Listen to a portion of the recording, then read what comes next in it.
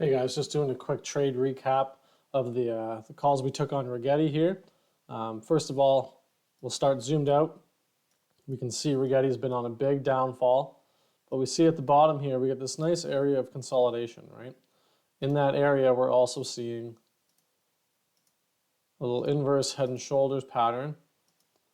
What I was looking for was a break and hold over top of this sort of neckline key level right here, right? So if we go down into our 5-minute time frame for entry, you can see we break above that's the daily 100 SMA, the daily 20 SMA.